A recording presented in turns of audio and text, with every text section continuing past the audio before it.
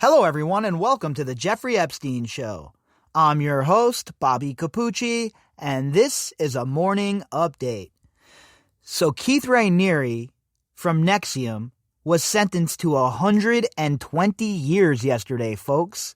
And you know how they were able to slam him with such a long, brutal sentence? It's not because they slapped him with one charge. It's not because he was slapped with a perjury charge. It's because they charged him using the RICO statutes. And when you're talking about a criminal conspiracy like NXIVM, well, they were well within their rights to charge him under RICO, obviously, considering not only was he charged, they got the conviction. And not only a conviction, but 120 years. Now, we have right in front of our faces the evidence of how powerful RICO is. And while NXIVM was an absolutely atrocious situation, abhorrent, what occurred with Ghislaine Maxwell and Jeffrey Epstein for decades most certainly warrants the same sort of harsh punishments. And that is why I am always talking about RICO and how this fits all the parameters and how there is no way on this planet that anyone can convince me that this does not fall under the umbrella of RICO. Just take a look at the parallels with the NXIVM case. Go and read a couple of articles if you're not familiar with it. And then look at our case. Look at how similar some of the structure was as far as, the core four for Epstein, and then how Allison Mack conducted herself for Keith Raniere. And then look at how they were indicted. Look at the charges they were indicted on. And then ask yourself, why the hell would R. Kelly and Keith Raniere get RICO charges, but not Ghislaine Maxwell or Jeffrey Epstein? And the only reason that never occurred, in my humble opinion, is because Raniere and R. Kelly, they never had the people on high protecting them the way that Jeffrey Epstein and Ghislaine Maxwell did. But now, I don't believe that those people are still protecting them. As I've discussed previously, I'm of the mind that they've been burned as assets. The handlers have moved on. They've burned all connections to these wasted assets, and now they're left to fend for themselves. And if they come up with any sort of story, well, they're going to have to prove it, right? They're going to have evidence of it. And their handlers, well, you would have to think they know their business, and they would have went scorched earth. So there is zero doubt in my mind that the Jeffrey Epstein case and Ghislaine Maxwell's current situation falls squarely into the parameters of RICO. And honestly, I do not see how the prosecution does not go down that road with a superseded indictment at some point. As for our article for the day, our article is from the Daily Mail. The headline: exclusive, Ghislaine Maxwell has 2 cameras trained on her in her 9-foot by 6-foot prison cell and is woken up every 3 hours in search to ensure she does not meet the same fate as Jeffrey Epstein. The author of this article is Daniel Bates. Oh, it's so rough. What a rough life. You have to get woken up every 3 hours in search so you don't go the same as Epstein? Too bad. Too effing bad.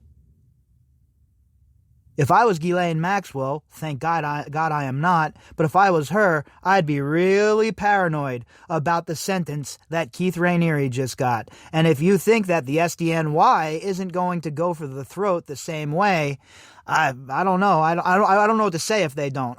Obviously, the fix is in if they don't go for the throat. If we don't see RICO in this Jeffrey Epstein case, this Ghislaine Maxwell case here, then it's obvious that they're still being protected, right? Because if R. Kelly is getting a RICO charge and Keith Raniere is getting a RICO charge, then surely Ghislaine Maxwell warrants one too.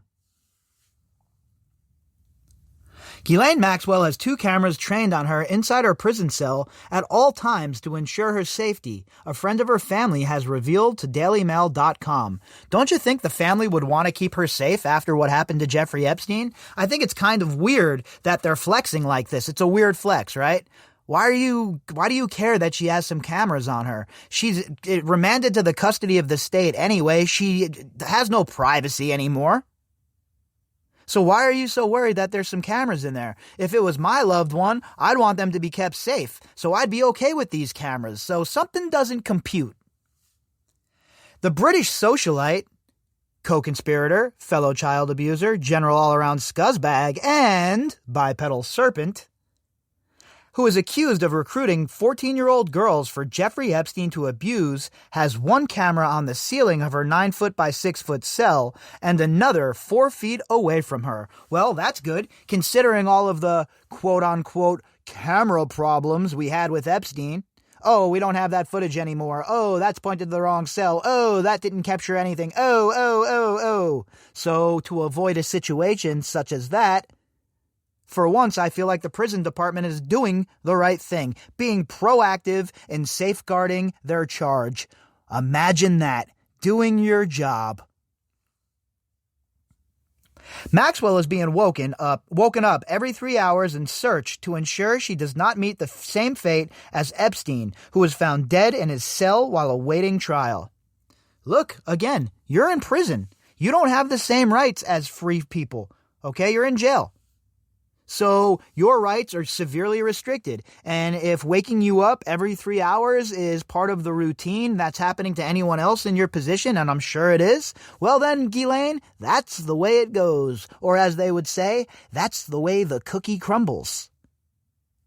You're just going to have to deal with it. And your mouthpiece, Mr. Basham, he's going to have to deal with it. Because in life, well, I know it's a tough lesson for someone like you to learn, but you don't always get what you want. After 3 months in the grim Metropolitan Detention Center in Brooklyn, Maxwell has finally been given a bra so she can exercise. Oh, well, that's just great news. I'm going to sleep a lot better tonight knowing that Ghislaine Maxwell has a bra and she can exercise now. I am really going to be able to sleep now. I was very worried about her mental state, considering she didn't have a bra to exercise in the Hooskow. I mean, are these people absurd? She didn't have a bra. Nobody cares, nobody feels bad for her, and nobody trusts her. How about that?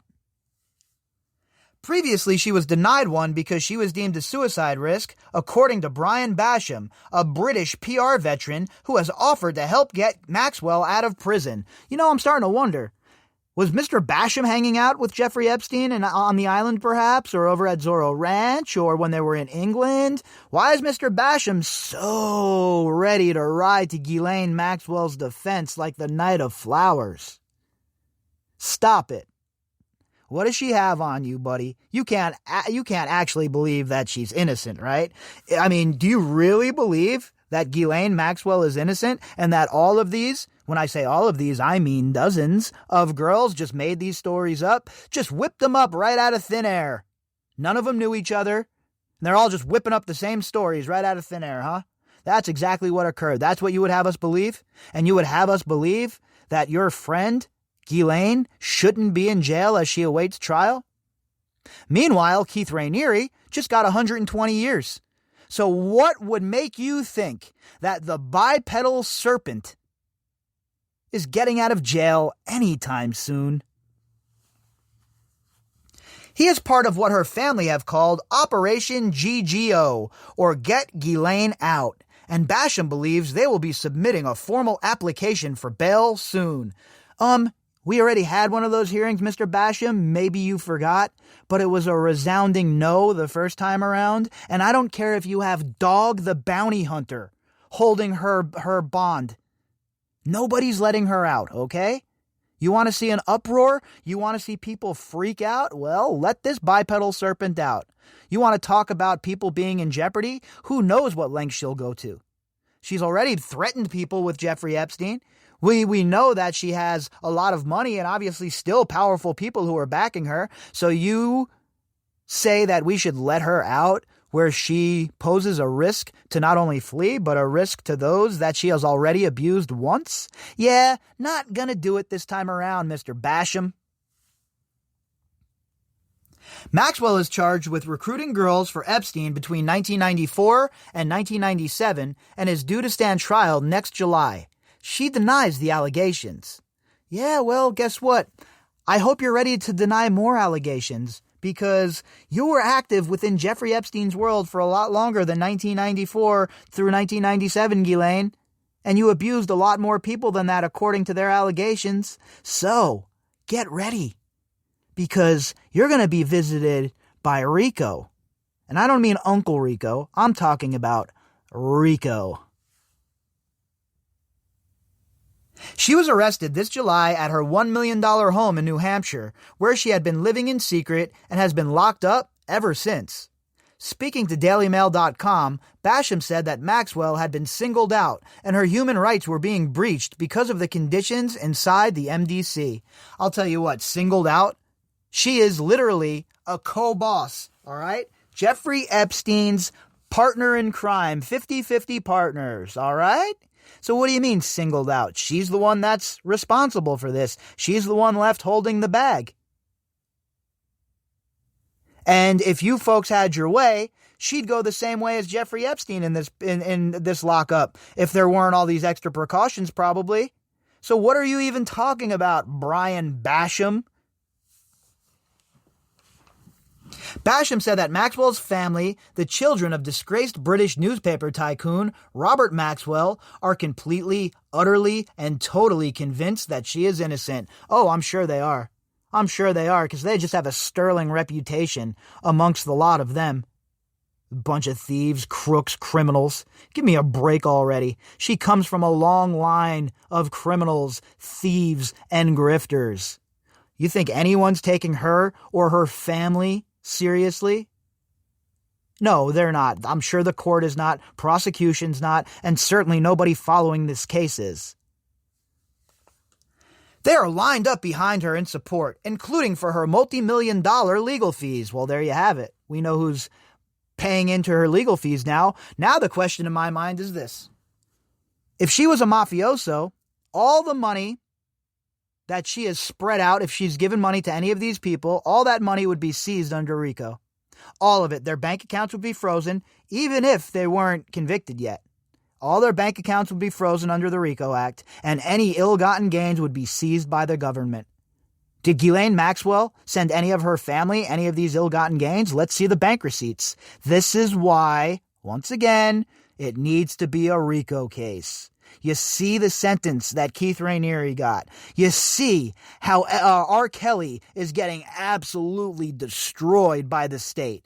That's not because they have a couple of perjury charges or a couple of facilitation charges. No. It's because they are facing down literally hundreds of years of RICO charges. And that's what needs to occur in this case. Because then all of these loudmouths, all of these people on the outside looking in who are dumping money and helping Ghislaine, well, are they part of it? Did they get any money from Ghislaine or Jeffrey Epstein at any point? If so, well, they just might be part of this case as well. Basham said Maxwell's sisters, Isabel and Christine, who live in the U.S., are trying to work hard to muster up the evidence to prove her innocence. Muster up what evidence? You already had your shot. She got her out of her one get-out-of-jail-free card when she had the non-prosecution agreement. They had her dead to rights there. She was literally caught with her hand in the cookie jar, and she got off. And now you think that's going to happen again, that we're going to have a repeat performance, and you're going to come in there and steamroll the prosecution, and you're going to steer this the way you want it to go? I'm sorry, but as much as I criticize the SDNY, at the very least, I highly doubt Allison Moe is playing that game. Their main concern are her prison conditions, which he called McCabe. Oh, no, nobody believes it, okay? It's the same sort of prison cells for everybody else, all right? Basham said the good thing is she now has a bra, which is quite important because she's a very fit woman. She couldn't really do any aerobic exercise before. Very important because she's a very fit woman and I'm tired of hearing about Ghislaine Maxwell. I'm tired of all of these people being so ridiculous and so narcissistic that they still think it's about them. It is not about you. It is about what you have done and those that you injured throughout your decades-long crime spree. Besides your buddy Basham over here and your Habsburg jaw-having relatives, nobody else cares, Ghislaine Maxwell. If it was up to everybody else, you would get a very fast trial, you would be convicted, and then you would be forgotten about in one of the many, many federal prisons here in the United States. She is on her own floor and has a very small cell, but doesn't have a table to put her computer on. Whoop, what? Stop. Hold on. So does everybody in jail have a computer? Well, everybody has a laptop now and they're all sitting around in chat rooms, hanging out, having a gas? What does that even mean? Why does she have a computer? She shouldn't have a computer. She should get access to the computer every now and then, right? Whatever the stipulations are in the prison that the other inmates are getting, she should get nothing more, nothing less. Okay? Equal justice under the law means exactly that. I'm told by family that she has a camera in the ceiling and another camera that is 4 feet away from her, and they adjust it when she moves about.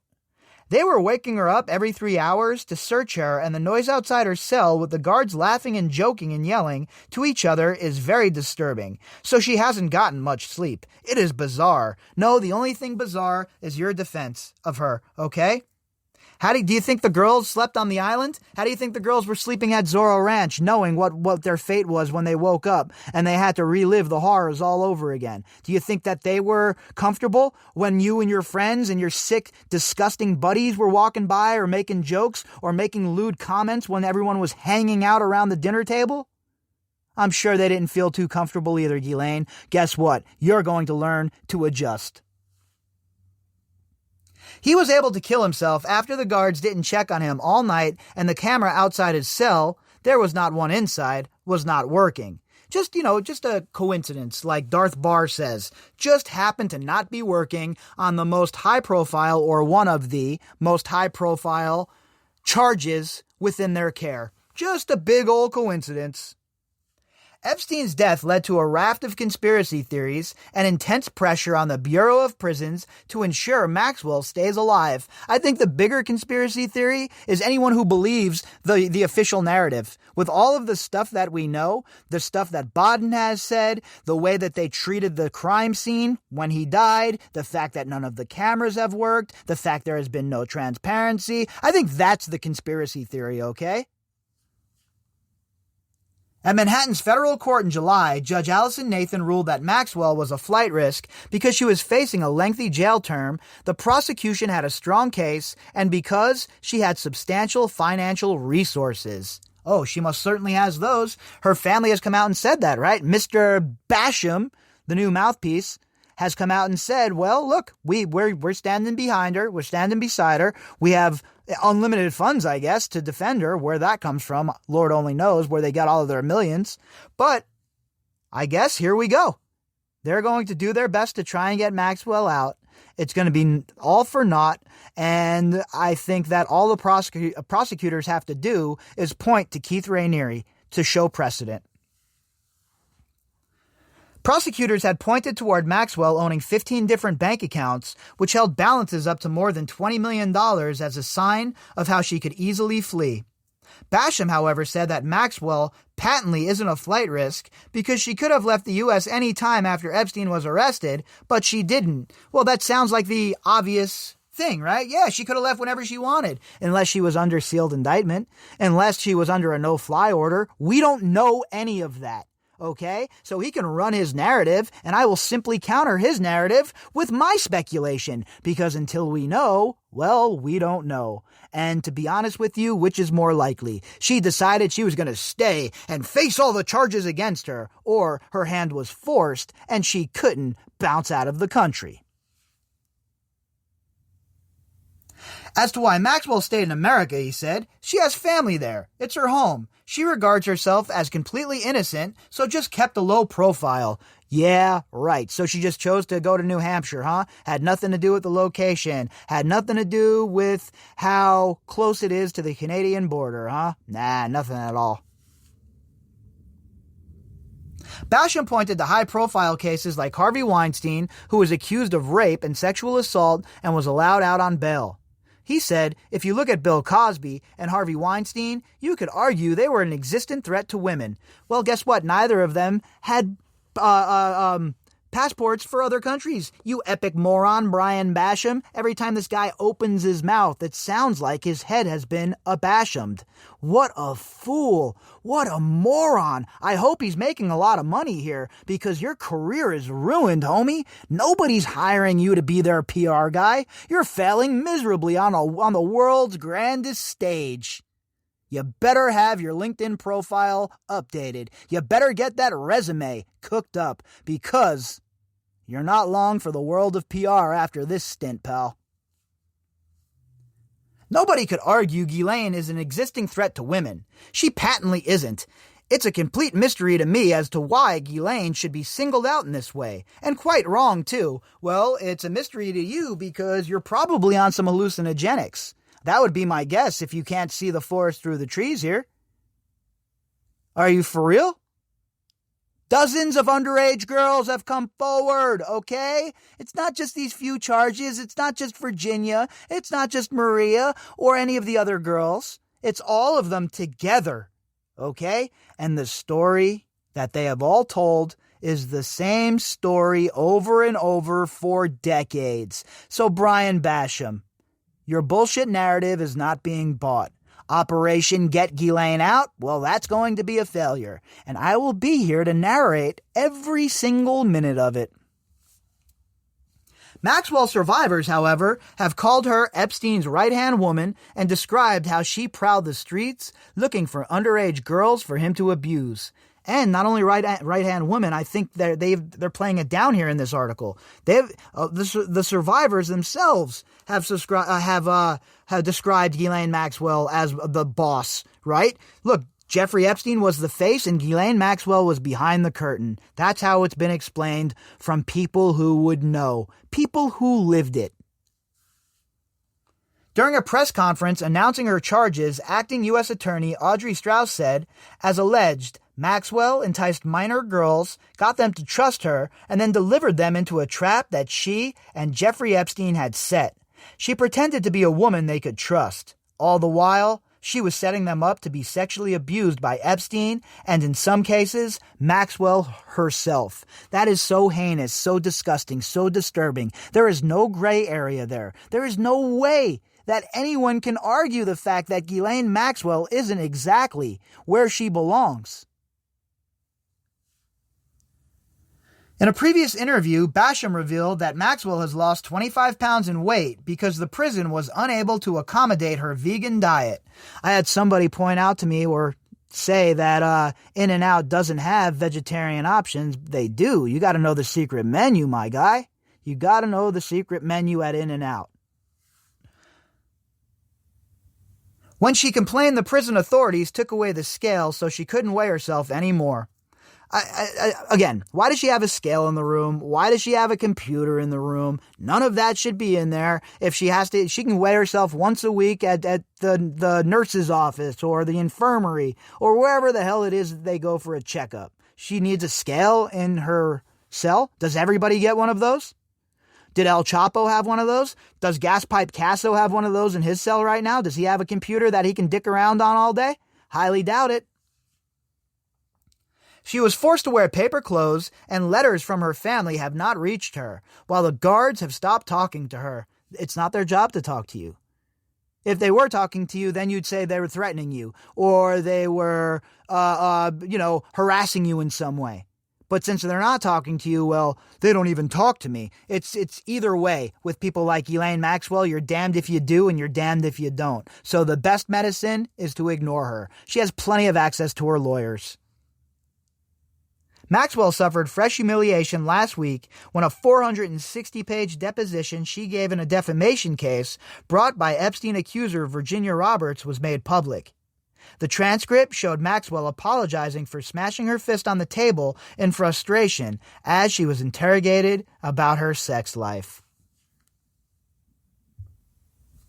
So, look, this whole entire Ghislaine Maxwell story about her getting out of jail and this Basham guy and the PR run they're on here to try and build some sympathy for this woman is running smack dab into a brick wall and coming to a complete halt. It's not picking up any steam. It's not picking up any traction. And nobody wants this lady out of jail besides Brian Basham and her family. So I think the good news is I don't think any of us have to worry.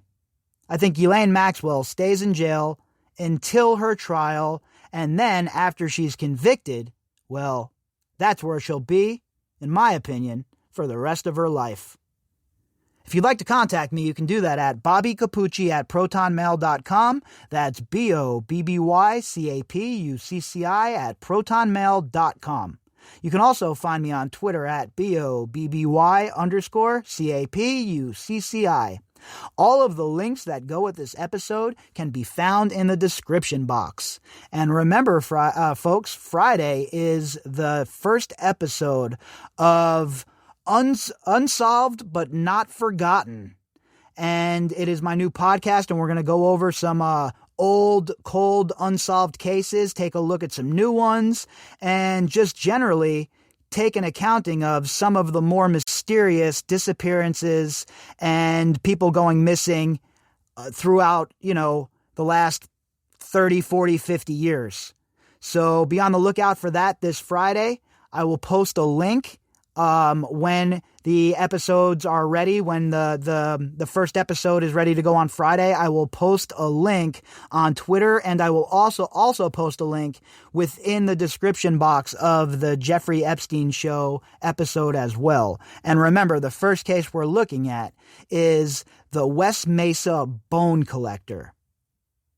All right, folks, I'll be back later on, and we'll pick back up.